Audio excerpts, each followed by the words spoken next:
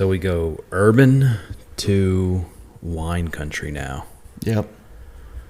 Welcome back to the Armchair Crew Chief. My name is Jordan. I am accompanied by the man, the myth, the legend, Mr. Josh I don't know Kaufman. about all that, but hello.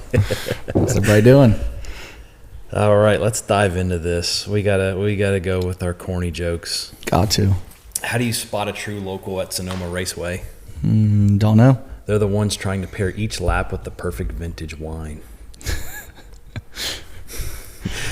Does it get a menu? Tells you what pairs right. well with that lap. Yeah. This is lap three. This wine pair well with. Why did the grape stop in Sonoma? I'm not sure. It heard it could finally whine about everything in peace. Bad joke. Yes, bad jokes. And then let's see. What do you call a group of friends drinking Pinot at Sonoma? Not sure. You call them a support group with better taste. I lost my place. And then let's see what else we got here. Why don't they play hide and seek? No, we're not gonna skip. We're gonna skip that one. How do you know you're in Sonoma? I don't know. Your GPS says 5 minutes away, but you're still tasting wine 3 hours later. Wine country. Yeah, good old wine country.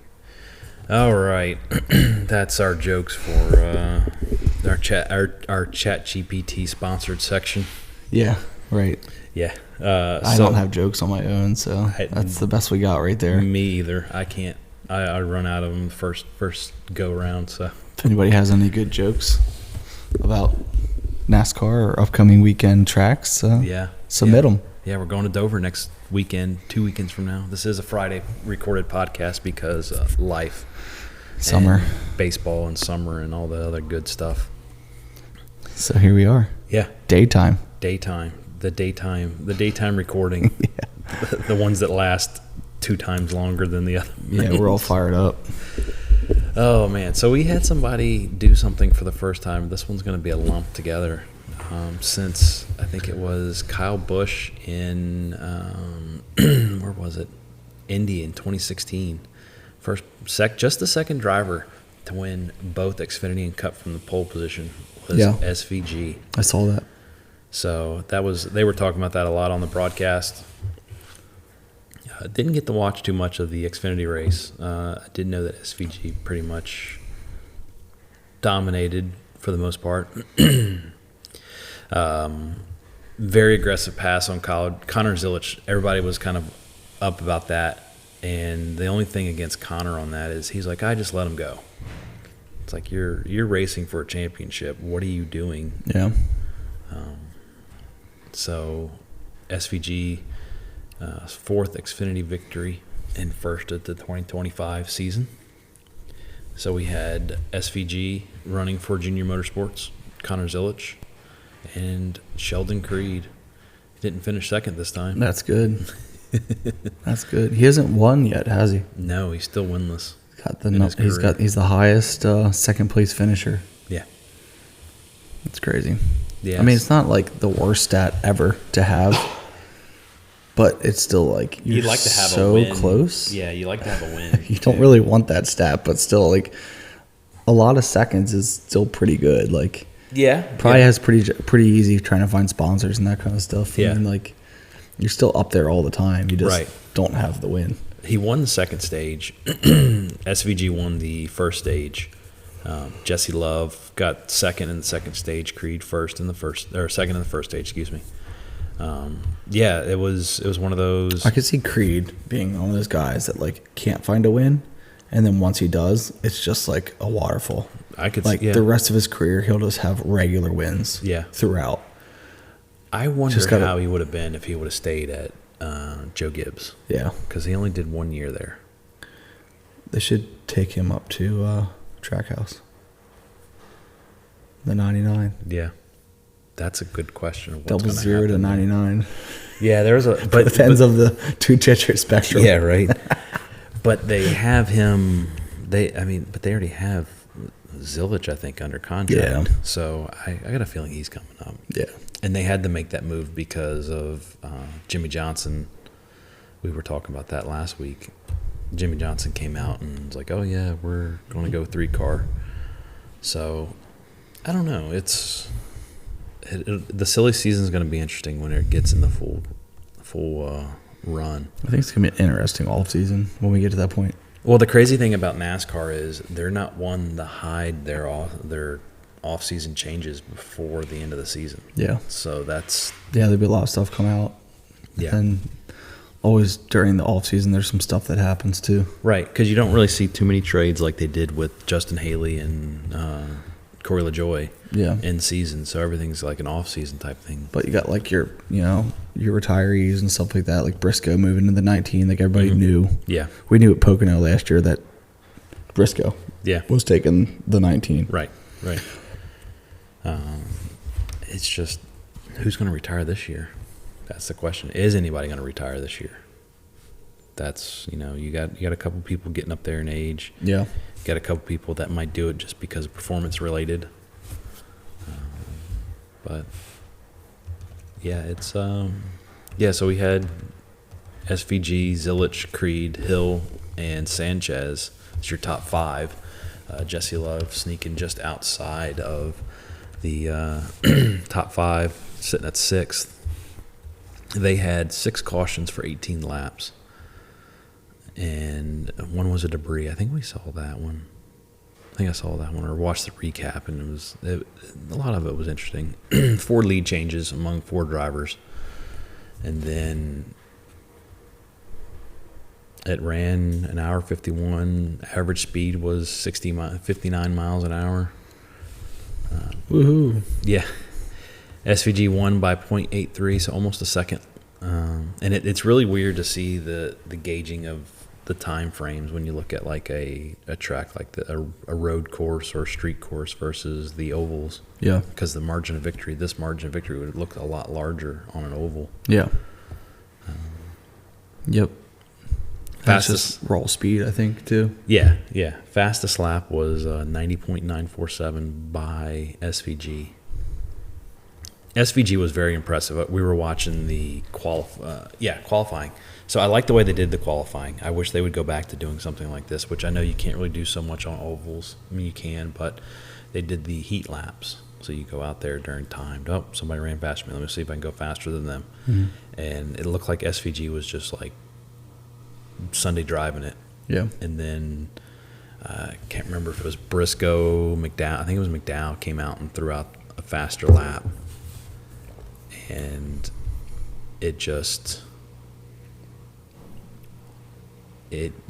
was crazy to see that he just came out there and turned it on and like, okay, if you want to do that, I see that, and I raise you this. Yeah. Not sure quite how hard you need to push until you see how hard you need to push. Right. You got skill and speed in the background. You can just kind of You can operate qualifying a lot differently because you can just run what you think. A good, consistent, not crashing lap. Yeah. You're like, oh, he has me by a little bit. Well, I had still some more in the tank, so let me push a little bit more next time. It's interesting to watch. Kind of weeds out luck from, like not luck, but like, okay, you did one good lap, like doesn't mean you can do it consistently. If you can keep pulling off faster and faster laps, then it kind of shows skill. Right. What I thought was very interesting looking at it. So as I said, fastest lap, we'll switch over into Cup Series here. Fastest lap for Xfinity was 90.947, and we're saying 58.999 was theirs. When you look at Cup Series, 90.947. That was okay. So that was Xfinity, and then 90.091 by Reddick. So Reddick ran a slower lap, fastest lap. But when you look at the average speed, it was 66.764. Wow. So the cars are running faster, but then SVG was able to put down a faster lap in an Xfinity car than... So it kind of tells you, like, you can only go so fast through a corner. Yeah. If you have more power, you can go faster on the straightaway, and you're harder on your brakes. Mm-hmm. It's essentially the difference. Yeah, and we saw that with Cody Ware at the end. And you see this also in, like, Supercross, where the smaller engine class, the 250s, actually run the same lap times or slightly off of the 450 class, which is like double the not double, but a third more horsepower. So like it's kind of the same thing. It's like you have your slower class and then your faster class, right? And they run about the same times depending on the track because it's only you're limited by where you can use your horsepower. Like as you can see, the lap times are faster in Cup, the average speed, right? But you're still actually slower, right? Overall, which is kind of crazy to think about. Yeah, it's it's very interesting because you figured that Cup would, with like you're saying, more power and everything, they'd be able to better braking. Yeah. Put down a better lap. And they are the same weight. Are they the same weight vehicle? Yes. 3,400. Yes, I think we looked. Yeah, at that. yeah. I remember that. That's just interesting. It's just crazy. Yeah, it's very interesting. Again, SVG 1 Cup Series. Then we had Ty Gibbs and Tyler Reddick second and third. Hamlin and Kyle Busch were the last of the top 5. Yeah. It was kind of interesting to see if Hamlin could catch Reddick. Because if I remember correctly, Ty Gibbs and Reddick were both low on fuel, or lower than the others. Right.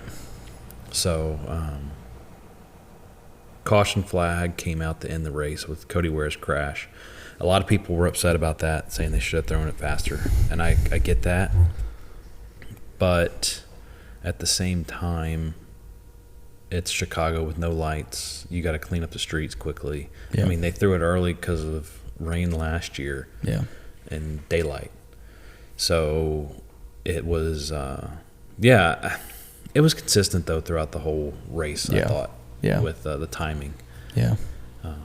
They kind of heard a snippet there of, like, they tried to allow cars to – they didn't want the whole race to be cautions. Like, and they understood that. So like, they're trying to do everything they could to make it as enjoyable as possible to watch, but also safe if someone actually needs – we need caution, we need to shut it down, we need to shut it down. But – I think they were, obviously a mistake, things to be learned from, but they were trying to allow the cars to drive off on their own if possible. That's kind of what they were saying with Cody Ware's, like they didn't really see a clean angle of the crash. Right. And, everyone's first to jump down their throat when they throw a quick caution and you didn't really need it. Like that, I think in a way, like mentally it's almost worse when you throw a quick caution that didn't need to be. Right. Rather than a late caution, health aside, like driver health aside, like everyone would rather a late caution, right? Depending on whatever the race is doing, in front of it or whatever. But I'd rather it not be like, oh, caution, and like nothing's even happening. Like a car spun out in Talladega, right, in the back of the pack, and the pack will be clear by the time. Well, that happened. They're up to speed. It's like, okay, we didn't need a caution there. Like that happened at Pocono last year, the year before. Yeah. Something like that happened. The cars were just getting out of turn 1, and they threw the caution because somebody spun coming out of turn 3. Yeah. And they still, you still had, a mile and a half, 2 miles to go? Yeah. Before you got to them? You didn't give them the chance to start 30, 40 seconds probably before they would even be close. And they threw the caution, and he left under his own power. Yeah. But tinfoil hat-wise, if it was somebody else leading the race, you probably wouldn't heard as many people complain. Yeah. I think that's safe to say. Yeah. People were bent out of shape that SVG's going through and running the gamut on these road courses. Yeah. I mean, that kind of brings up a thought that I've been doing some driving this week, and the whole left foot, right foot braking thing just kind of like, it's hard for me to understand. Like they talk about these road courses, how these guys coming over from Australia, New Zealand and stuff are like so good at right foot braking that they can kind of do 2 pedals and clutch, and like the NASCAR guys, and I don't know where it stems from, but they all run 2 foot, left foot brake. And I play around with it a little bit, like driving on like highway. It's tough. It's tough. Left foot is so foreign to me. Yeah. And I get it. Like when you do, go-karts and stuff, you have to do left foot brake, and I feel like it's natural in that setting, but I feel like when your legs are close to each other, it feels unnatural. Right. But if you have a steering column to split, it feels more natural. But I think it comes from the IMSA guys, because if you look at it, there's millions of videos on YouTube. You can watch heel toe braking. Yeah. And that's pretty much what they're doing. I just feel like if I was in the opportunity to race, I would be a right foot braker. And I don't know why guys like left foot so much. I mean, I guess the reaction time or the changeover time is what you're saving. But then these guys are so much faster on these braking tracks. I think they're also still putting power down. Yeah. The thought process, especially like when you go to the oval mindset. Yeah. You're left foot braking and barely getting off the gas. And then so you can quickly get back on it. Yeah. For the, minute second that you're it all adds up in the brakes on an oval. So I think that's it's just interesting because to hear him talk about it over and over again about right. like left foot breakers and right foot breakers right. and like nobody but SVG who's the other guy that was racing Brown Will Brown, I think he's a right foot breaker. It's just interesting to think about how these guys get so wrapped up into left foot braking that they can't break that. Mm-hmm. They can't break it to do these road courses, and that's why these guys dominate. Is right. Because they're doing 3 pedals with 2. It would have been interesting to see what Will Brown could have done. Yeah, he got caught up in the pile up that happened with Hocevar. Loved it. Favorite part of the race. So they were the ones that had issue. Byron was only one out due to mechanical issue. Everybody else was accident. He had clutch issues. But that was pretty early on, right? Yeah, he only ran 1 lap. Yeah. Okay. I remember I was listening to it. I wasn't able to watch right. the whole thing. I think I saw pieces of it. But I was listening to it as I was doing something. And I heard the clutch issues, and they were like, yeah, this is not good. Right. Well, it happened, throttle linkage happened to McDowell. Okay. He finished, SVG was flipping the stage, if I remember correctly. So McDowell was leading, and he finished it, and they brought it in, and like they were like, yeah, there's throttle linkage issues. He couldn't, and you could see it when they were under caution before pit road opened. Yeah. He was literally doing a burnout before going into pit road because he couldn't, stuck. That's crazy. So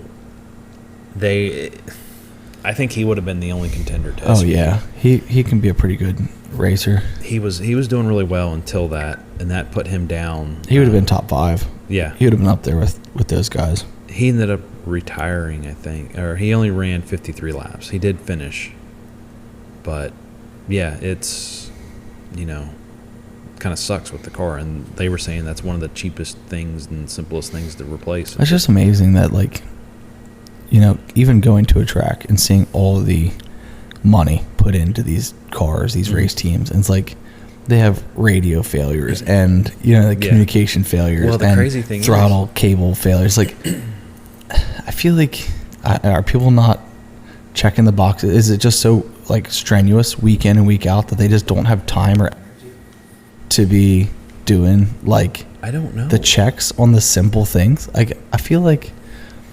How's there not someone that's just checking that stuff? The cool suit failures that SVG's all the time. Failed. It's all the time. I think Larson's failed too.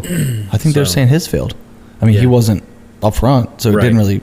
The news lines are always the top 5-10 guys. Right. Yeah. I don't even know where Larson ended, but I'm pretty sure Larson's suit was 13th. Not working. He finished 13th. Yeah. SVG's wasn't working in Xfinity. He ended up finishing it without it, and they were talking about that on the pre-race. It's like it turns into a sauna and heat because it locks in the heat into your body. In a way, I don't know. I've never worn one. I feel like I'm old school enough that I would try to just race without a suit. Yeah. Like you said, when it fails, it's worse. Right. It's sure. If it works, great. But I don't understand why they have so many failures either. Someone needs to design something better that, moving water is not a new thing. Yeah. Well, the boilers and home use, there's been stuff out for 150 years in terms of moving water. It's how do we have so many failures on these things? Yeah, it's that one definitely. The whole $200,000 engines or more, and we can't figure out how to move water through a water jacket. It's and then you have so going back to your radio that you're bringing up, the radio issues are they just put little radios. They're like the radios, walkie-talkie styles. and that's what they run, and they just have a connection to go to the antenna outside the car. Quick to change out, I guess. Yeah, they run 2. That's the crazy thing. Yeah. They run 2, and they have an option, I think, to switch channels on. That's like the extent of their buttons and stuff. Yeah. Or maybe they run one radio at one channel on another radio, and they can just quickly switch something. Yeah. Over. Because I know Truex had that issue before. A lot of people have had that issue. So it's. You don't I think Daytona, there was guys that had issues that they could only hear when they're on the front stretch, and then the rest of the track they couldn't. And that's the crazy thing, too, is like when you pull the frequency chart that they give you, like when we were at Pocono, even the national broadcast wasn't running the main frequencies. They were running the secondary. Yeah, yep. And it raises the question. Basically, the simple things that just don't work on these $1 million race teams, like not millions of dollars. I mean, just like a throttle cable puts you out of winning a cup race. Like, how? Yeah. How? Like, yeah, it's wild. It's amazing these parts fail somehow. So, failed to qualify. Corey Heim failed to qualify. He had issues with his car during practice and qualifying and all that. He just barely lost out the Catherine leg. And, I mean, I'm not going to try to take anything away from leg qualifying in there, but the broadcast, the way that they were talking about it, it was like she was running an immaculate lap, and she just totally destroyed Heim, where Heim had mechanical issues to overcome as well. Yeah.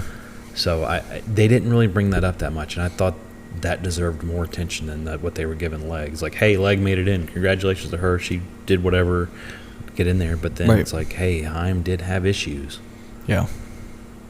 So it's a tough road to navigate as a broadcaster, I guess. Very much so, especially given get the backlash afterwards. It's like, right. You got what you want to say, what you probably can't say.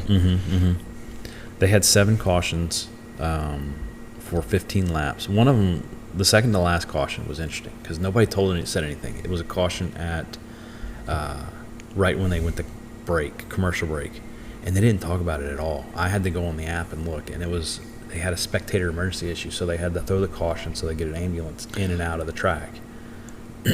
Which I thought I heard something about that, but I wasn't really following it. They were saying like, well, you just, it is what it is. You got to do what you got to do. They just got to, they had these things set up so that if ambulances need to get to places that they can. Yeah.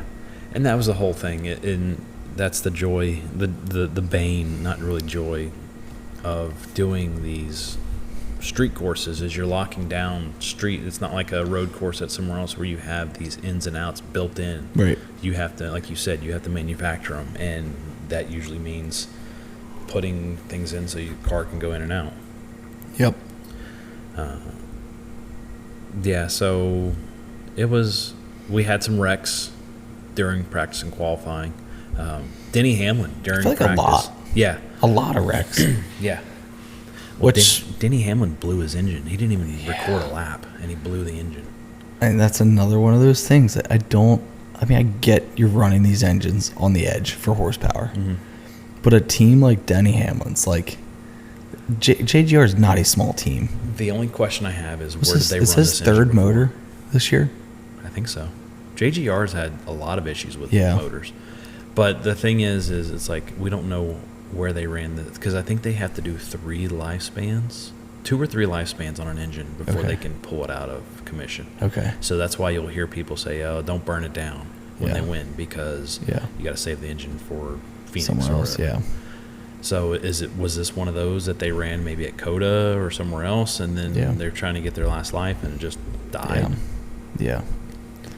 I don't know. It's just crazy that a team that size, lap 1 of practice, just boom, gone, done. Right. Yeah. Byron, the points leader, going into the race, dropped out with a clutch issue, as we mentioned, finishing 40th, reducing his points lead to just 13 over Chase Elliott. Ratings were down on TNT and True TV. They went from 2.1 million to, when they were on NBC Sports did this race last year, they had 3.9 million. Wow, almost half. Yeah. And I think that's due to the TNT and True TV, I think. And a lot of people are still, I mean, it was one of those things, bad about it that some people don't want to go there. I mean, Keselowski came out and made a comment. There needs to be less road courses in NASCAR. And then you're on TNT and True TV. Yeah. And you had somebody set the precedent in the middle of the race, or in the middle of the season at Prime, with how they handled everything. People really liked the fact that they didn't go full commercials. Mm-hmm. Then you had, I think that was a big play there. And it's Chicago, not a lot of, again, it's the street course. People liked it, but some people hated it. Yeah. And it was, I think it had the same issue like when people went to Mexico. I don't know if they really want to go back to Mexico. Yeah. And then it's not so much the track as it is the experience. Yeah. Of going down there. Yeah. So I had, so my experience, was like, I did enjoy Prime's setup. Mm-hmm. I've been a TV streamer I've never had cable, for 10 years now. We've only ever had streaming type. Right. So I'm used to the streaming setup. Like, I'm used to how it works. Mm-hmm. So I enjoyed the Prime's takeover. I really liked the way they laid it out. I liked the longer post-race show. Like, weather didn't really affect the broadcast at all because they can just do whatever they needed to do. They had like almost their own channel for what they need to do. Did you notice there was 2 broadcasts? Yes. That was weird. There has been 2 broadcasts since TNT took over. True TV runs and I didn't watch it. I accidentally did. And things, when you're at a course you're not used to, like Chicago Street Race, and now they have this in-season bracket, like, even for someone like me that follows it pretty regularly, I watched about like a third of the race on that other broadcast, which is like the in-season challenge, and like they're talking more about the crew chief. Yeah, broadcast. it was with who was Larry Mack and Jeff Burton. Yeah, I didn't realize until like a third of the way in the race that I wasn't watching the only broadcast. Mm-hmm. Like I'm not that up on my TV broadcasting, stuff. So I didn't really realize that there was 2. And I'm watching like, this is really weird. Like, they're not calling the race. Like, they're kind of just like, they're watching it, they're talking about it, but they're also talking about like storylines and stuff. Until I realized there was an actual second broadcast. Right. And they mentioned it or something like. They did mention it because they went to it at somewhere. I was like, so there's 2, and then I flipped to that one, and that's like your normal like race call. I feel like they're trying to be like college football does that during the bowl season. Okay. See, I'm not familiar with that. And I say during the bowl season, more or less during the playoffs or the championship, where they'll run a sideline broadcast, or they've actually done it where you can have a team broadcast. So you have people like McAfee and so on. They're on the sidelines talking about stuff, but also talking about the game too. Similar to that. Yeah, it's almost like a post race while it's happening. Right.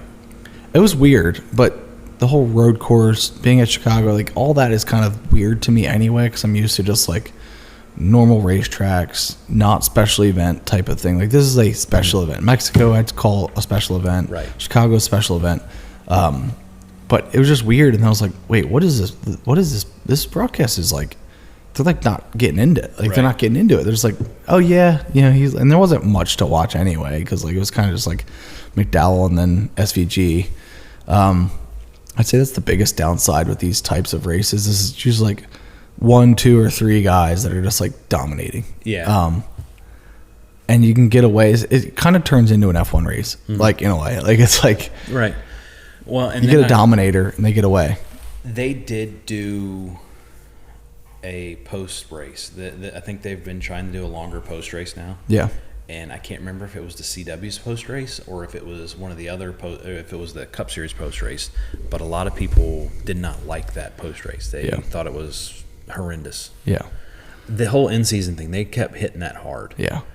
I didn't like that because which is funny because everyone's bracket's busted. Nobody cared. And I'm going to say very lost the appeal. Yeah, I'm going to say a very generalist comment here, but a lot of people don't care about that anymore. Yeah. I mean, when you put it in half the field wrecks out at Atlanta, who cares? Like everyone's upset happened. Right. It's like, okay. Like, and I'm going to try and see if I can pull that up. The but while you're looking that up, in general, Chicago was everything I expected it to be. It was mediocre. I'm not fully against it, and I'm not really into it either. I'm just kind of like neutral with the whole race. It's just kind of like, it's cool for the fact of what they're doing, but I don't really enjoy it that much. Like, watching the actual race is kind of like, it's fun seeing stuff happen, like the pile up, and it's fun for those kind of storylines and stuff. But like the actual racing, unless you're Bubba Wallace and who was it Briscoe and somebody were battling pretty good. Was that SVG? I forget who it was. Briscoe and somebody were Briscoe and really, SVG were going at it. That was like several laps, and that was really good. I mean, they were like bombing each other, like corner, and that's what's enjoyable about those types of races. But the risk is so high. Like, if you get spun out, you're in the back of the pack. Right. So like, guys are only willing to risk so much, so it limits the entertainment value. Right. So Chicago was everything I expected it to be. It's not super excited about it. I think the uniqueness, talking about it to people, like, it's cool what they did, but I really don't. It doesn't need to stay there. So the our 11-year-old analyst that doesn't go on the show pointed out the track looks like a dog when you look at it. Huh. Because it's almost like they put, with just general looking at it, there's a rectangle here and a rectangle here. And the way that they're set up, it looks like a dog. Huh. It's just, I don't know. And then the question was, like, I can't remember what turns it was, but they go around part of the road. I thought it was the fountain, but the fountain's in the middle. It like makes a slight curve part of it. Yeah. And like, it was like, why are they doing that? It's like, because if you would have gone straight, you're going into a lot more of the median. Like, it was a boulevard that they were on. Yeah. So it's one of those things that you needed that to kind of help.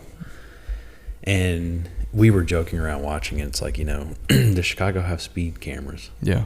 Are the speed cameras around this area? That's funny.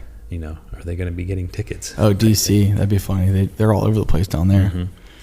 I don't know. It's cool. Like, it's cool for what it is. I think it's cool that they're trying stuff, but I don't know. Like, seems like, and I've heard actual people in the NASCAR talk about, they like doing things for 3 years. They like to do a 3 year, and this was year 3. So hopefully it's not on the schedule next year. I don't. Right. It's cool, but I don't really like the Coliseum. I don't really like. It's cool for what it is. Like, I'm not saying I don't like it. I don't need to see it. Where would you go then? Because they were talking. Somebody said, "Oh, we don't want to go back to Chicagoland. Yeah. If we want to stay in the Midwest, we don't want to go back to Chicago." I don't know. Like, as a fan, you like having week in and week out entertainment. As a driver, they'd love to have a break. Give them 4th of July off. Have a bye week. So back in yesteryear, they ran 4th of July at Daytona. Yeah. Until they started adding in Chicago Street. Well, even before Chicago Street Race, it was not Mid-Ohio, but one of those. Maybe it was Mid-Ohio. One of those tracks up there. Yeah. Road courses. Yeah. And that rubbed people the wrong way. Yeah. That they got rid of Daytona at the Firecracker 400 is what it was. And so that rubbed people the wrong way that they did that, because it's a night race. Yeah. You do that, you get it, but it's also like so. So I don't really know. I don't have a solution for that. I just don't know that I needed to go to Chicago. Right. More than 3 years in a row. I mean, the weather there's crappy. Yeah. I mean, you're on. It's gonna. They said it's hot, but then it's very much like Pennsylvania in the summers. It's like hot, rainy, humid. You have the issue of the Great Lakes too. Yeah. Causing issues where you can have pop-up storms. Yeah. And they're going to last a lot longer than like at a Pocono or New Hampshire or something, which in the mountains you're going to have pop-up storms too. Right. Right. They're going to come through and pass. Yeah. So you have that. I think if you want to get rid of that, add and take a break. Let's remove some of these multiple races at different tracks. Yeah. Like, I know we're going back to Homestead for the championship next year. Yeah. Next year. Stop going to Phoenix twice. Stop going to Vegas twice. Yeah. Keep your mainstay tracks, Daytona, Talladega. I mean, you could even do move Dover up. Yeah. Well, Dover used to be. Put Dover on 4th of July. So Dover was in June in the past whenever they had 2 races because they had a June and October race. I think it was October. And I know every year the schedule changes around. I mean, Pocono was a month early this year, which I'm fine with because it wasn't as hot. Right. But I don't know. It's just I kind of hope they're done there for a while. I mean, yeah, it's okay. How much money did they make? That's another question. Yeah, I don't know. I mean, it's look at all logistics there. Like, look at all the walls they put up. Look at all the. I realize it's probably a part of town that like people can live without. It's not like it's not like shutting down Broad Street in Philly. Like like it's something that people can live without not driving through there. Right. It's kind of a novelty of like, hey, races coming into town. Like, it's not a huge deal. Right. But there's also a lot of train stuff around there too. Yeah. And right. I don't know how that plays in with all that, but like you said, it's a park. They did it at a park. Yeah. So it's not that much. It's almost like a tourist area that they shut down. Yeah. And they're shutting it down but from. I'm sure there was people walking, like once they had stuff set up, you could probably walk around the fountain before everything was set up and like, oh, hey, they're setting up for the race. You know, like it's probably like a destination. People could actually see what was going on. Well, Formula One does it at Vegas. Yeah. In Vegas. Down the strip. I think they go down the strip some. Yeah. Now, that one's a lot different because they actually, when they shut things down, they were telling people, you got to have a ticket to get over here. And people were like, I just want to go like here. Yeah. I don't want to. I don't care about what the race. Yeah. So, I don't know. I mean, I think you reduce some of the other tracks, but people are also talking about let's get rid of Pocono. Let's get rid of some of these other tracks. We were talking about that last week, and I think you need to go to a race. Go to one once a year. Once a year. Why do you need to go back twice? Yeah. Yeah. I'm fine with. We do what? Daytona twice. Daytona twice, Talladega twice, Atlanta twice, Charlotte twice. And then they could get rid of the Roval. I think that one's kind of outlived its lifespan. Yeah, nobody likes it. Fans don't like it, and drivers don't like it. No. So it's like, okay, why are we here? Right. Well, it sticks to me. I remember the one time Chase Elliott ran into the tire barrier going into turn 1, then he came back and won the race. Then you had Jimmy Johnson wreck himself, and Truex was about to win the race. Jimmy just had to finish second, and he was in the playoffs. And he wrecked himself and knocked himself out of the playoffs because he just overcooked it into the last chicane. And it's I think that race was trying to be too much like Daytona when IMSA and the 24 hours goes there. Yeah. So, I mean, do you add in another, like a exhibition money paying race? Cut the field down? Yeah. Top 20 points. Right. You're invited. $1 million payout. Well, that's what the All-Star race was supposed to be. Right. I mean, that's not this, but everybody gets a participation trophy type thing. Yeah. But like do something like that. Do something like 4th of July. Just like, yeah. I know it's a grind, but hey, you're top 20. You know what I mean? You have a chance at winning a championship. Here's your invite to come win some money. Like, make it worth your time. Right. It's some extra payout. And run it so that they try different things. Because that's the challenge of an exhibition race. Is like nobody actually cares. Like, well, they had the exhibition race, like the Coliseum. Yeah. Well, like, when they ran the All-Star race at North Wilkesboro, it was an issue where they were like, bring what you got, run what you got. Yeah. And I remember Junior was like, why did we do that? That's dumb. Let's try different things to better ourselves for the season, not do this thing. I mean, that's like, what was it, 22 when they were, 23 when they were, it wasn't 23, I don't think. They were at Bristol for the All-Star race. People hated the All-Star race at Bristol. Yeah. But they put underglow on the cars. I thought that was kind of neat and different. Yeah. So just do something entertaining, but it needs to be something that the teams and drivers actually want to do. Because if like you're out of the top 20 and you're happy to have a week off, like make it that the guy in the 21st position wishes that he was invited. Mm-hmm. You know what I mean? Like make it small. Even, I mean, if it's a big track or whatever, then you can make a full size field, but like maybe the top, I don't know. It's hard to, I'm not a part of the design crew. You would have some teams that would, to the effect, I'll play devil's advocate with you here. They would be fine with not getting into the top 10 or whatever you want to run. Right. because that gives them a day off. Right. A week off. And that's somewhere it's like, do you just make it a gap? Just give it the holiday and just no race. Just let's have a July. Well, for the longest time but they're missing out on money on right. race season. The longest time we had Easter off. Yeah. Easter was off, and then they moved the Bristol Dirt Race to Easter. Yeah. Then they ran, I don't know where they ran this year for Easter. Yeah. Or maybe they did give Easter off it was Easter or Father's Day they used to give off. Father's Day they ran this year. Last year they had, because it was on NBC, they had another week. They were off because it was like, it's like NHL with the Winter Olympics. Yeah. You get that 2 weeks off. Yep. Type thing. Yep. So, I mean, I don't know. And don't do things like this in-season challenge. So, going back to that, I pulled it up. You have 1, 2, arguably 3 people that should be up there out of the 8. Yeah. Because you have Ty Dillon going versus Bowman.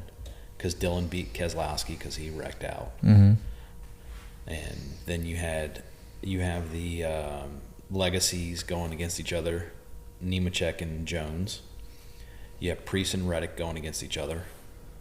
And then you have Gibbs and Zane Smith going against each other. Yeah. And you look at it, you have number 32 going against number 8, 12 versus 20, 15 versus 23, and 6 versus 14. And the only one that I would argue got the short end of the stick on the seating was Reddick at 23. Because he's a lot better driver. He just had a series of bad luck. So it's like, who's going to advance? We're going to Sonoma. Who's going to advance here? Yeah. It's hard to tell between the legacy. Ty Gibbs is going to beat Zane Smith. Reddick's probably going to beat Priest, but that one's going to be closer too. Yeah. And then Bowman should, by all means, take out Ty Dillon unless he wrecks again. Yeah. Right. Or has a failure. So, there's a lot of questions, and I don't have we collectively don't have the answers really for it. Yeah. But at the same time, there needs to be a realization that there's an issue, and let's start talking about solutions. Yeah. It can't be 2 people in there. So, anyway, that is pretty much the takeaway from Chicago. They did do an exhibition on the first EVs there. I didn't watch that. I don't know if it was ever broadcast. I saw like a 10-second thing of it, and that was enough. It was. You had the Blazer EV, the Mach E from Ford, and then NASCAR's show car that was built by Audi. I think Audi built it. They all looked like rally cars. Oh yeah, they all, because they're so like, I don't understand. You gotta put like these big spoilers on them. Like, I get it. Like, I just don't know that Chicago is the place to demonstrate these things. No. I feel like even Sonoma could have been better than Chicago, but I am fully against EVs. They don't make sense. I mean, I think in a city setting, or they don't make sense for racing. Right. At all. So I've watched the Formula E racing before. Yeah. And it's weird because it's quiet and then you hear the stupid little whines. Yeah. The only thing that makes the Formula E interesting is you get out of the car and have to get into another car because they don't do a battery swap. They don't do a charging. I mean, shoot, you do a charging, you're going to sit there for 30 minutes. Yeah. Sitting there charging. Right. And so they actually, and they might have done something better with this where now they're doing battery drops. But when they first came out, it was you dropped it or you got out of the car. Right. And then got into another car and just went. Yeah. And I don't think it has a spot in racing yet. I don't know. It looked slow at Chicago. Well, obviously it's a tough. I mean, look at the horsepower that NASCAR's running, and they're averaging a 66 mile an hour lap. Like, it's not like it's a super fast track. Right. I guess Chicago's perk to the EV world would be like showing their acceleration. Like, but I didn't like that they looked like rally cars on the street. Like, rally cars should be out bombing through a wood somewhere, over hills, and it looks like a rally car. It looks like it should be in the Swiss Alps running gravel roads, and they're trying to run them around a pavement, track. It's like, I don't know. It just didn't seem like it fit right. I was trying to see if I could find the package. And they talked the whole time over them because you can't hear a thing. Right. Like there's no noise to enjoy. So it's just like they just talked about them the whole time. It's just like it's almost like watching a race on mute. Is what it was like. And it's like I don't know. It's just no entertainment. It's just like what are we doing here? Yeah.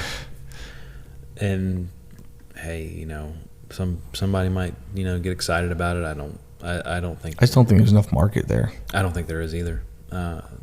Between that and you're talking about the different things. They're running lower horsepower at Chicago. Yeah. They're running mufflers at Chicago. Oh, did they? I kind of remember that from the Coliseum too. The Coliseum, and they ran it at. That's boring. Yeah. So it dampened it down some, not a lot. But again, you're in an urban complex that's not, like you said, probably not being used as much. Yeah. And it'd have been fun. It'd have been fun to throw like a Tesla S dual motor out with them. Yeah. And see somebody go buy one and bring it here's out. a street car that's faster than these prototypes. Like, yeah. What are we doing? And it's like, I don't know. I'm glad they didn't make it much of an event because it wasn't, to me, much of an event at all. It's cool. It's neat. But again, it's like, I don't need to see it again. Like I think it'd have been cool to see them running up Pikes Peak. You know what I mean? Like have them things bomb off and run up Pikes Peak. I don't know what the battery life is. I know it takes about, for the fastest cars, are like 7-8 minutes to get up. So I don't know if those cars can last that long on a mountain climb on battery. Yeah. But like I feel like you could find better places to showcase like what EVs can do, rather than just having them do a couple laps around Chicago and look like they're go-karts going nowhere. Like yeah, that is weird. Speaking of all that, NASCAR is going back to Bowman Gray for the Clash. Yep. And then moving on to more, well, we'll stick to this too. Trackhouse Justin Marks is running the 87 Red Bull Chevrolet Cup Series entry at the 2025 Goodwood Festival of Speed. I have no idea what that is. I saw the news on that. Interesting. I don't know what the Goodwood Festival of Speed is. Does he have any driving experience at all? Oh yeah, he runs. Oh, I'm thinking of someone else. Thinking of Pitbull. Well, yeah, I know Pitbull doesn't have any driving experience. I was thinking of somebody else that, I don't know. Maybe I'll just get my people mixed up. It's apparently this is like a big thing. Where's it at? Where's Goodwood? Is it town, or is that just what the event's called? It is. Let's see. I'm going to their official website here. Official.com. They do a whole bunch of different things. It's presented by MasterCard. Whoa. Is that still a thing? Yeah. Big sponsor. Motorsports Ultimate Summer Garden Party and an intoxicating celebration of the world's most glamorous sport. Sounds like Southern California. Either that or over in Europe. I think it's in England. Goodwood Estates transforms into the UK's most exhilarating festival. So it's in England. And they do all kinds of stuff. I mean, this thing is like big time. You have... Is it a race? Is it like a cross-country race or something? I don't think it is. Plan your day. They're going to have Formula 1 cars there. Timetable, entry list, browser, including hill climb and air displays. So it looks like it might be like you're talking about. 75th. They're going to be celebrating 75 years of Formula 1 World Championship. They have challenges. Batch 1, the class that tells the story of the winning formula, showcasing the world's most successful racing cars from endurance racing, rallying, Can-Am, GT, Formula E, and pre-war Grand Prix racing. Maybe it happened this weekend. It could have. Because I'm seeing a bunch of news on it's like 7 hours ago, 12 hours ago. Yeah. Or this week, maybe. Batch 2 will enjoy the most motorcycle action taking place on the hill. Then you have Batch 3, F1 content. Batch 4 features headline acts from the F1 75 Showcase and Champions. Batch 5 and 6 dedicated to the road cars of the festival speed. So I want to know where the Cup Series. Batch 10, find a comprehensive history of rallying. 7 time shootouts take on the hill. So that might be something. Oops. They don't even pull up NASCAR on here, on what's going on. Yeah. But I mean, you have cars. This is like everything. Brand new cars. So you have the road cars. You have like brand new motorcycles and cars making their debut over the supercar run. Well, world's most exotic cars unleash their power. Ferrari, Lambo, McLaren, Porsche, Aston Martin, Bentley, Rolls-Royce, Gordon Murray Automotive, never heard of them. Zinvo, Koenigsegg, Pagani, Rimac, Bugatti, Lotus, Alpine. So it's a big thing. It's like it's almost like a car show with hill climb and running. It's like a interactive auto show. Yes, very much so. And they have like all different aspects of racing. Mm-hmm. But like even they have like a rally section that they're gonna do. Like they have a rally. They have a Subaru, WSTI on it or whatever. And it's like that's where I see the looks of the EVs. That's where they should have been. Right. Like look at that photo. Yeah, the Colin McRae one. Yeah. Like that's where it should have been. Not running around Chicago. Yeah, Goodwood.com is the website for that. It was July 10th to July 13th, so this is going on right now. Right now. So, yeah, I mean, that's going on. It'd be cool to see some footage out of that. It kind of reminds me of the Garage 56 entering. Yeah, in Le Mans. Yeah, it's kind of like it's a misfit in that world, but it kind of brings everyone together and go, hey, look what NASCAR's doing. Like, right. I wonder what kind of tunes and stuff they're putting on the Cup car. Like if they open them up, I've heard just from the research side of stuff, like they can pull almost 1,000 horsepower out of these engines, but they're just restricted back because of the racecraft. Like the engines are capable of doing almost double what they're allowed to run during the races. It's like you got that thing juiced up to 1,000 just to run for exhibition. Like that'd be kind of fun. Yeah, that would. No mufflers, 1,000 horsepower. Well, you have a lot of people that want them to go back to a higher horsepower, and lower downforce, make it more of a driver type race. So that would be kind of interesting. It'd be fun for an exhibition where you can kind of set your own rules, be like, hey, this is what we're doing, know, or what class can we fit in, and what, kind of thing. Yeah. So you have that. Other news, the big news that came out this week is they had a court ruling with 23 and 11 front row. They tried to get another look at a court reversed their, I think it was a injunction stay or something like that, so they could keep their charters while they're fighting this. Well, the court overturned that again. With that being said, they may lose the 6 charters at Dover. Yeah. And somebody asked me, you think they're really going to do that in NASCAR? Yeah, they will. They want to set an example. Yeah. So, but both of these teams have stated that they're going to run no matter what. So they're going to have to run to get in. Yeah. And here's I don't know. I feel like NASCAR's in a lose-lose because they're the governing entity of like what's going on here. But like, if people look in the weeds as to what actually is going on, if you remember back to how the contracts went out. Right, on like a Sunday afternoon, and they needed them back by midnight. Like, a 500-page doc. It's like, if the weeds come out of what NASCAR did to get everyone in this situation, it's gonna hurt. Well, NASCAR is a very secretive operation to begin with. It reminds me of, and I understand why this happens this way, but it gives me the vibes of injuries in NHL. I mean, obviously you want a lower body injury so that nobody targets it. Yeah. But it's something like that. Oh yeah, they violated rule A, B, C, D, E, F, G. It's like, well, there's no rule book so that we can read the rule. Yeah. Because they don't want anybody contesting them. Yeah. So it's kind of, I don't know. I'm not a fan. If they, from what I understand of everything that's going on, I'm not a huge fan of the way NASCAR's handling this. Right.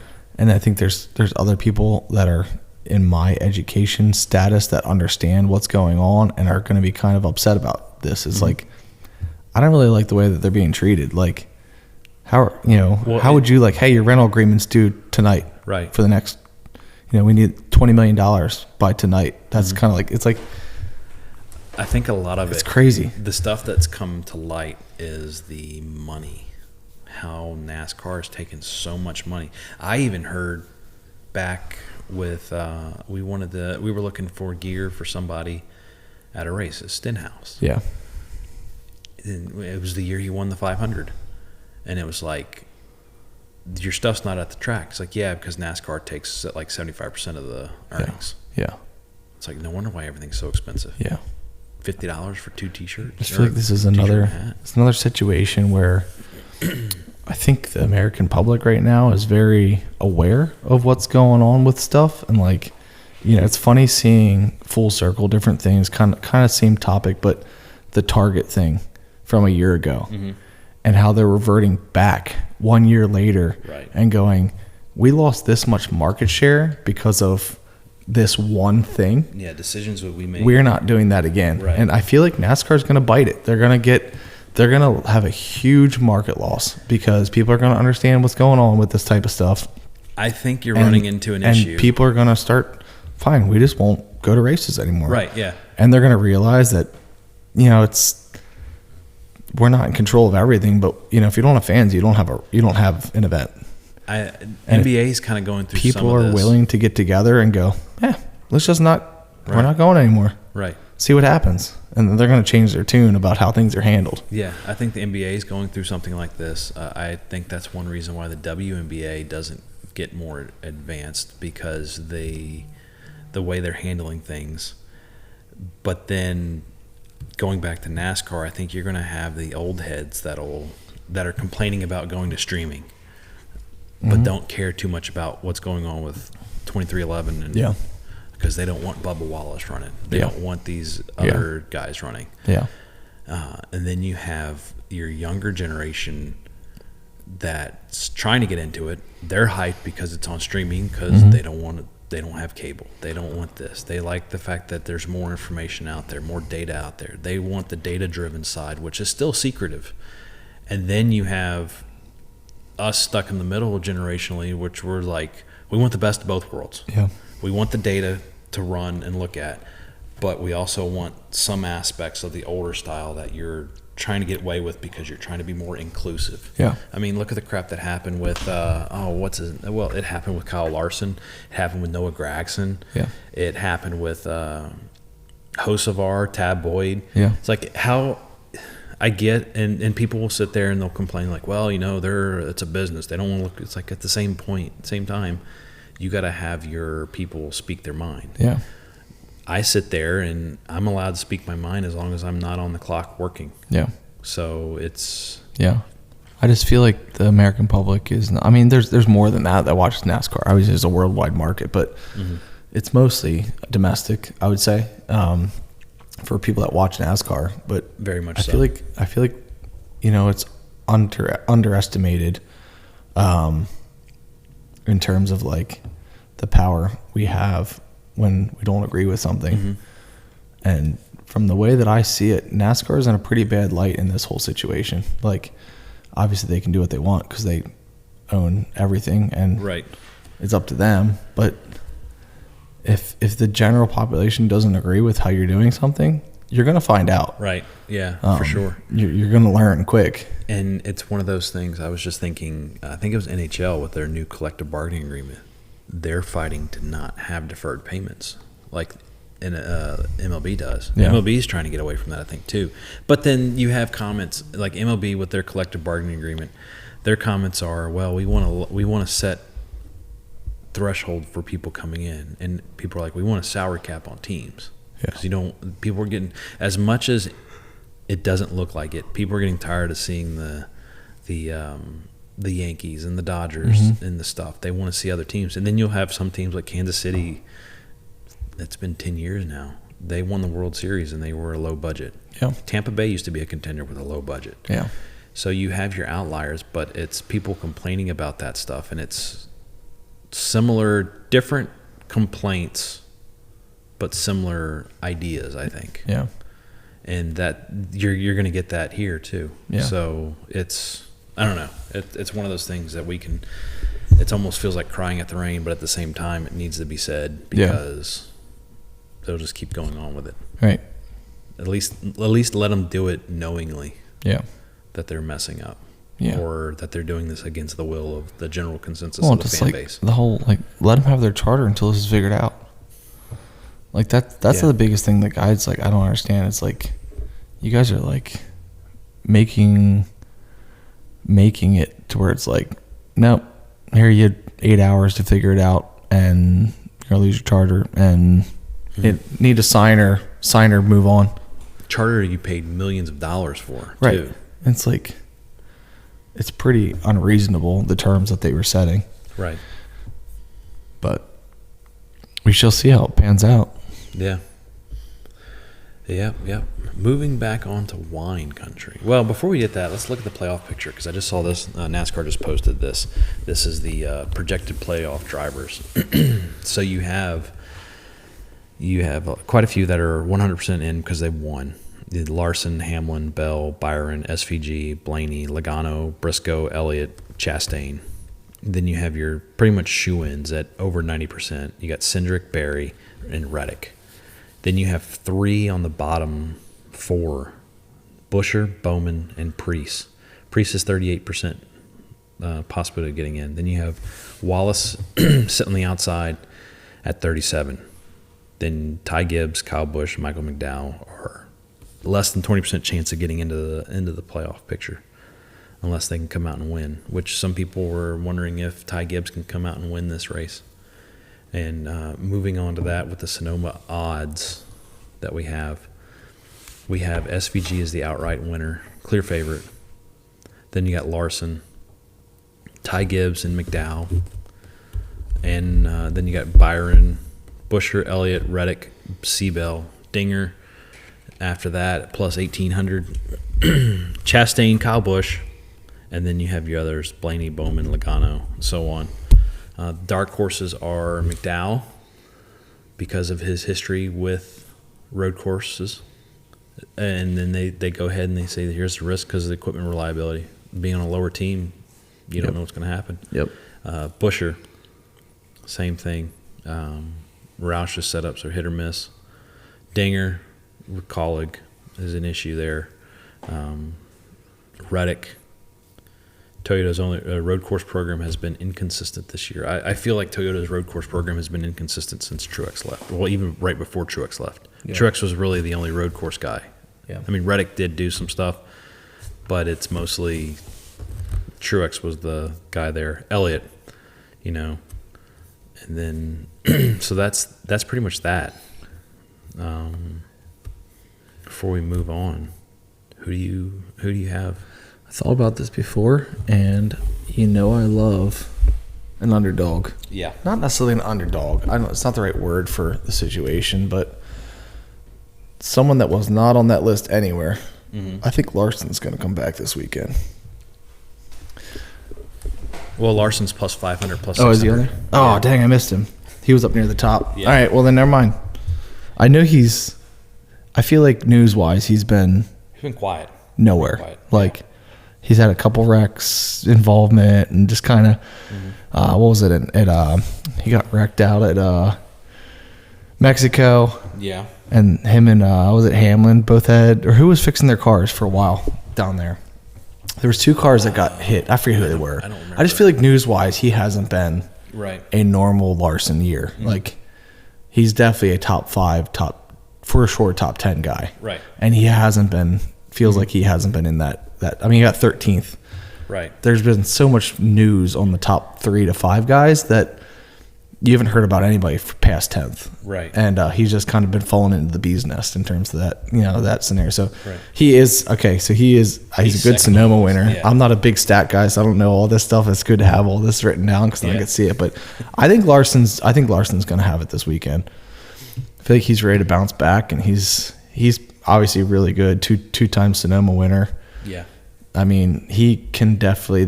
Hendrick has a good program. I mean, typically they can put some good cars together. Right. Whether there's cheating going on or what, but mystery caution. They typically finish really well, pretty much anywhere. Yeah. So I think Larson's gonna do it this weekend. So not an underdog for sure, but I'm kind of feeling Gibbs. I think he might get his first win because he was very strong. Mexico. Very strong in Chicago. Yeah. He's fired up right now. Yeah. He's got to drive. Yeah. Yeah. He's close. I think he'll have a win this year. Yeah. So I have him or Dinger. I think Allmendinger might do something. Yeah. Yeah. I mean, those are the guys that I see possibly doing this. It'd be this is our pre-qualifying, or do they have qualifying this weekend? They have qualifying. We'll jump to the weekend schedule. We'll end out on our paint scheme. So weekend schedule is today. We have practice and qualifying for Menards at 2:40 Eastern and 3:10 Eastern. Then we have Xfinity at 4 Eastern and Xfinity qualifying at 5:10. The ARCA race is going to be on Flow Sports at 6:30. And then Saturday we have Cup Series practice and qualifying, 1:35 and 2:40, with the Xfinity race at 4:30. And then Sunday at 3:30 is the race. Yep. So I would say my pick is for sure Larson right now. I think Allmendinger is a great choice. Pre-qualifying. It's always interesting to see how guys qualify because you can kind of see a little bit closer to, like, I feel like pre-qualifying you're picking your guy based off driver skill. Right. After qualifying you're looking at the team. You're looking at what kind of car do they put together? What kind of weekend is your driver having? All the rest of the package. So definitely Larson has a really good chance of winning. SVG, really good chance. I think McDowell's definitely up there, but McDowell, Allmendinger, you're talking about the team aspect. How much car are they going to give him? Right. Driver skill wise, you put him in Larson's car, he's going to dominate. You know what I mean? Like those guys, SVG, like those guys, you put them in a really good car, consistent, week in, week out, they're going to find ways to be top 1, 2, 3. Right. But I think Allmendinger is a really good pick. He's definitely going to be a big contender. Reddick, Gibbs, any of those guys. It's going to be hopefully a good race. Right. We'll see. Hopefully you don't wreck and slap whatever. Yeah, right. Well, I think Sonoma will be a little bit different because it's more of it's a race that everybody's been to consistently. Yeah. So a little bit better car setups and yeah. So with that being said, moving on into our we got our lovely paint pick. We need a sponsor. Anybody want to sponsor it? Right. Let's sponsor. I'm no shame in asking for sponsorships. Yeah. Nothing crazy this weekend. Oh, I know you love the number 5 going back to Hendrick cars. Its original Blue and white Hendrick cars. I would say the Cup cars I like Elliott's. It's a simple white Napa. Okay. With some blue pinstripe kind of through it, and it's simple and clean. I like the cleanness of it. Not a huge fan of most of Hendrick's paint schemes, but of this weekend, that's probably gonna be my pick. Second 42. That's the one that I had as my second. It's neat. I don't like flame type of stuff. It's not flames, but it's definitely like a front to back flow, right? Color flow thing, and I'm not a huge fan of that. Like I don't.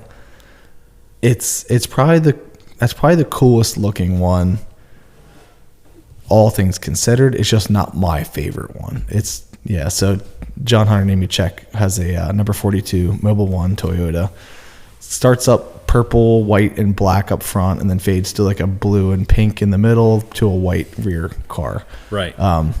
It's neat. I think it's probably the coolest, different looking one.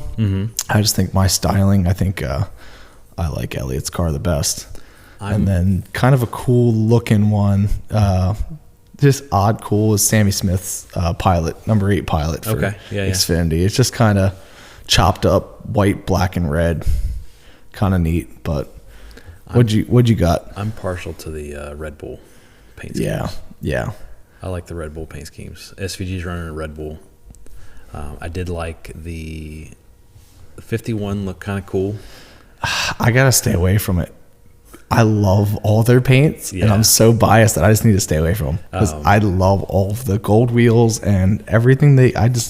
Whoever their designer is it hits with me because I pretty much always like the 51. Yeah. In some form or fashion. The 47 looked kind of cool with the American flag stuff, and it's kind of funny they put 200% American on the back. Oh, I didn't even notice that. That's funny. When it comes to Xfinity, I like the Pit Boss because it's got food on it. It's got brisket. Yeah. It makes me hungry. And he doesn't love to eat. Yeah. But I think it's kind of cool. The 7 did it with the grapes on it. Yeah. And then there was another one down here I saw. Where was it? Allgaier's Brandt Chevrolet has and then Jeremy Clemens. Some wine grapes all over it. Jeremy Clemens had like the vineyard on the car. Okay, I missed that too. I was just kind of looking at like cool looking, quick pass through. Yeah, I thought that one. Sometimes you have to look a little deeper into some of them to see. Oh yeah, number 51 Chevrolet. That's kind of cool. It didn't take much to design that car. No, they kind of just took like an image and just pasted it on the side. But yeah, no, that's what I like about those. They're playing into the regional aspect of it. Yes, I do love that. But yeah, my favorite personal look is definitely Elliott's.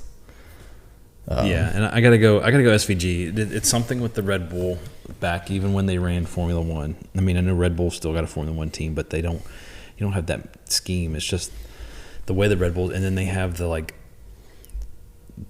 I don't know, the shiny around the 88 too. On there. It looks. It just get rid of the safe mark because that orange and green do not match with the blue, gold, but yeah, it's that. Those are what. It's a good looking car. Mostly dark blue, charcoal wheels. Mm-hmm. I do like the looks of this current generation of car. They're all pretty good looking. I'm not a huge fan of the Toyota's front ends, but I really like the Mustangs and the Camaros. They're both really cool looking cars. Mm-hmm. Oh, you can't say Camaro anymore. They're Chevrolets. Camaro. Can't say Atlanta either, but I still do. Yeah, right. And I like the total side note. I like the fact that they're all different looking now and not just the slap stickers. On the car. Yeah. So 23 has a cool looking numbering. Looks like it's I remember seeing it was something. It's Xfinity Mobile. Yeah. It's cool, but almost a little too plain somehow. But that's the only thing I like about it. I don't really care for the Xfinity Mobile. Yeah. And then you got your auto. They got to run Auto Trader. That Auto Trader blew Joey because they don't have Fontana anymore. Yeah.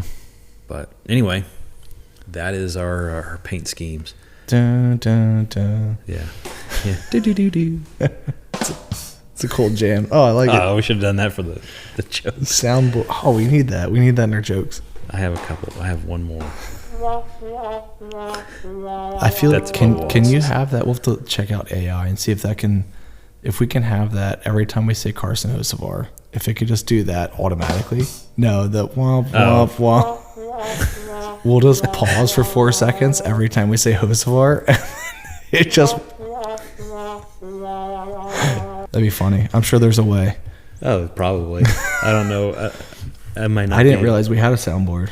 We have a little bit. I'd have to add some more on there, but because Carson Hocevar, has a tough time doing things. Best part of the race this weekend was him piling up everybody. That and the soundbite video of what was it, Austin Dillon? Yes.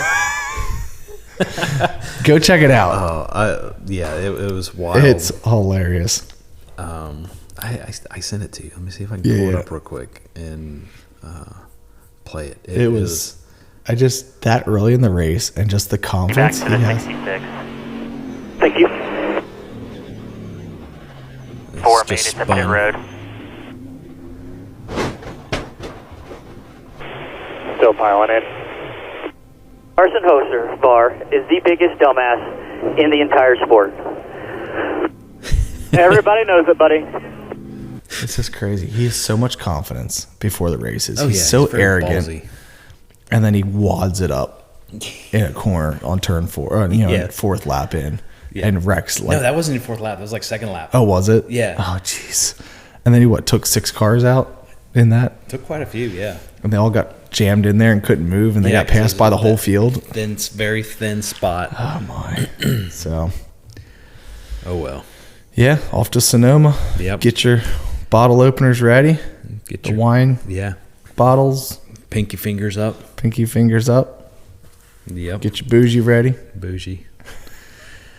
Oh, if it wasn't for copyright, I'd sit there and play a song. But oh well. We don't get flagged. Yeah, we don't need to get flagged. We already get flagged enough. That's right.